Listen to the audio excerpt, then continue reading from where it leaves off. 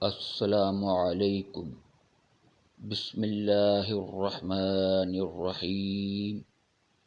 رسول اللہ صلی اللہ علیہ وآلہ وسلم نے فرمایا، قیامت کے دن اللہ تعالیٰ انسان سے 5 سوال پوچھے گا۔ آئیے سنتے ہیں ڈاکٹر اسرار احمد کا ایمان افروز بیان۔ اللہ تعالیٰ ہمیں سننے اور اس پر عمل کرنے کی توفیق عطا فرمائے۔ چلیں اب شروع کرتے ہیں ڈاکٹر اسرار احمد کی زبانی ان کا بیان۔ لن تزولا قدم ابن آدم، حضور نے خبر دی ہے ابن آدم کے قدم ہل نہیں سکیں گے۔ جیسے مجرم کھڑا ہوتا ہے کٹہرے کے اندر، اس کٹہرے میں سے ہل نہیں سکو گے حتی یسأل عن 5، جب تک کہ 5 چیزوں کا حساب نہ لے لیا جائے۔ وہ 5 چیزیں کیا ہیں؟ کان کھول کر سنیے۔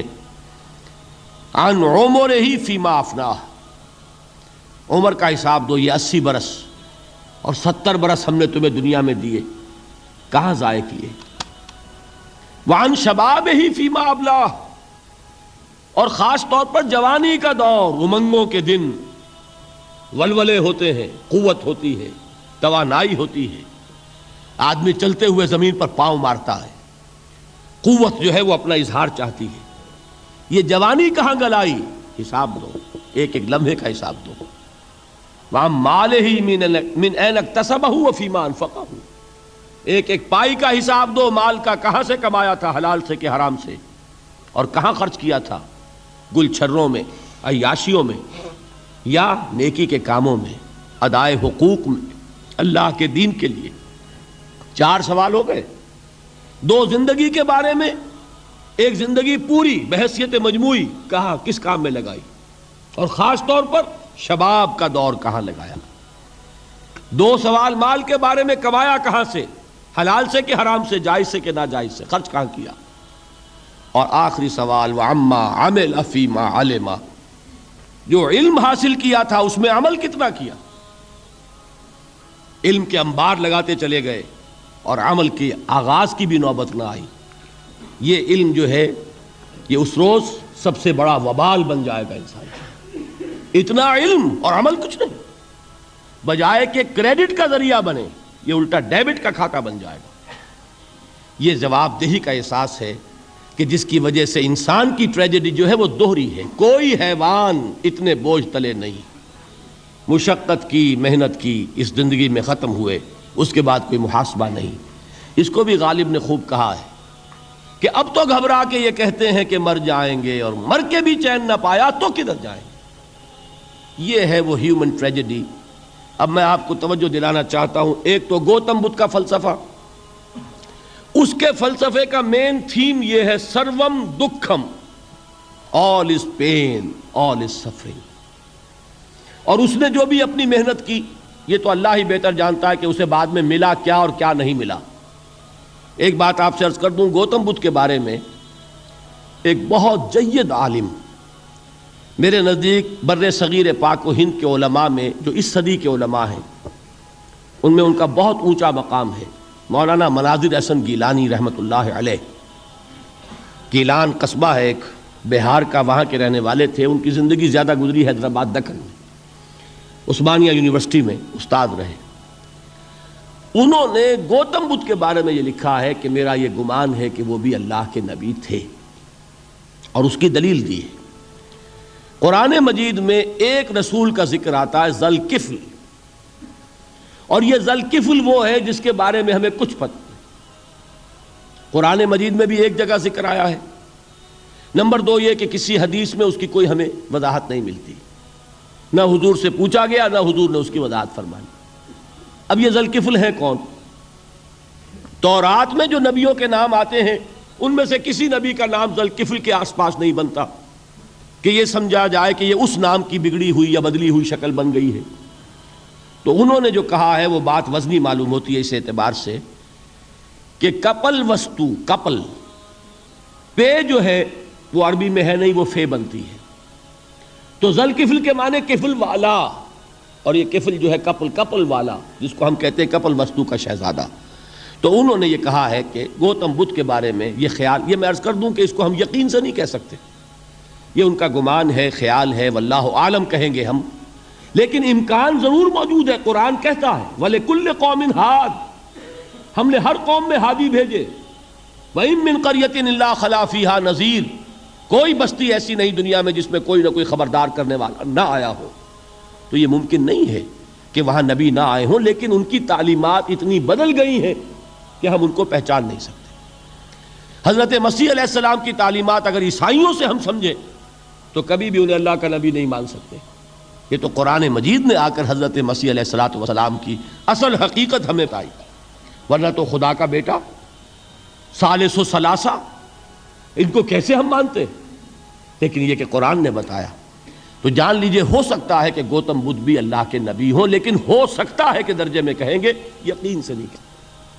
بہرحال گوتم بدھ نے اس دکھ، رنج، صدمہ، غم جو انسان کا مقدر ہے اس کا مشاہدہ کیا، اور پھر تپسیائیں کی، علم حاصل کیا، رشیوں منوں کے پاس گیا، اس نے کوشش کی کہ معلوم ہو سیلویشن کا راستہ کون سا ہے، اس دکھ سے نجات پانے کی کوئی سبیل بھی ہے کہ نہیں، اس غم سے، اس نجات سے، اس اندوہ سے انسان کسی طریقے سے چھوٹ سکتا ہے یا نہیں۔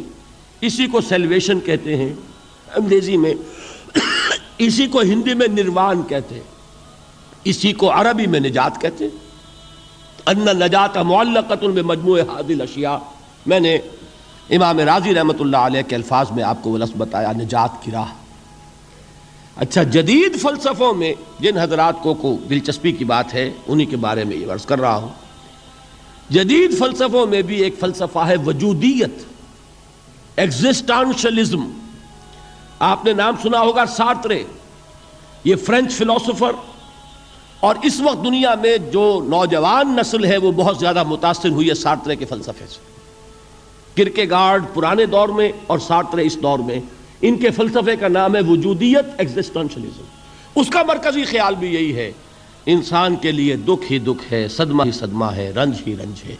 صرف یہ ہے کہ کچھ حساس لوگ ہوتے ہیں وہ صدمے کو زیادہ محسوس کرتے ہیں، کچھ ذرا ان کی حس جو ہے وہ کچھ ڈل ہو جاتی ہے، کند ہو جاتی ہے۔